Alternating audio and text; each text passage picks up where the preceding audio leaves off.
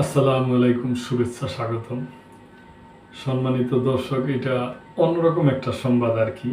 এই যে ঈদে যে আমরা বিভিন্ন নতুন টাকা ব্যবহার করি, একজন আরেকজনকে ঈদের উপহার দেয়, এই টাকা নিয়ে একটা সংবাদ আর কি।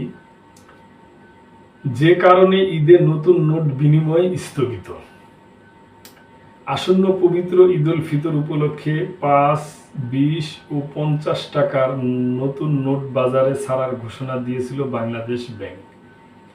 তবে শেখ মুজিবুর রহমানের ছবি থাকায় কিছু পক্ষের আপত্তির মুখে কেন্দ্রীয় ব্যাংক এই বিতরণ কার্যক্রম স্থগিত করার সিদ্ধান্ত নিয়েছে। বাংলাদেশ ব্যাংকের সংশ্লিষ্ট সূত্রগুলো জানিয়েছে, ঈদের আগে নতুন নোটের বিতরণ বন্ধ রাখতে ব্যাংকগুলোর কাছে চিঠি পাঠানো হয়েছে। এ বিষয়ে বাংলাদেশ ব্যাংকের মুখপাত্র ও নির্বাহী পরিচালক আরিফ হোসেন খান বলেন, এবার ঈদে নতুন নোট বিনিময় করা হবে না।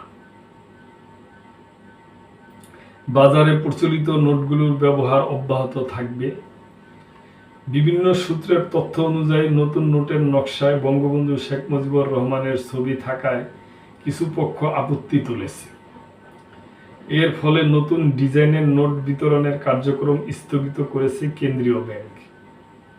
বাংলাদেশ ব্যাংক থেকে ব্যাংকগুলোর কাছে পাঠানো চিঠিতে উল্লেখ করা হয়েছে যে, আসন্ন ঈদ উল ফিতর উপলক্ষে জনসাধারণের মাঝে নতুন নোট বিনিময় কার্যক্রম বন্ধ রাখার জন্য পরামর্শ দেওয়া হলো।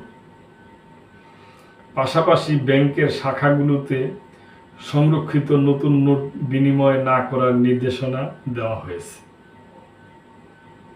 এটা একটা সংবাদ দর্শক, তা আমার চোখে পড়ছে জন্য আপনাদের সাথে শেয়ার করলাম। তো ভালো থাকবেন, আজকে এই পর্যন্তই। আল্লাহ হাফেজ।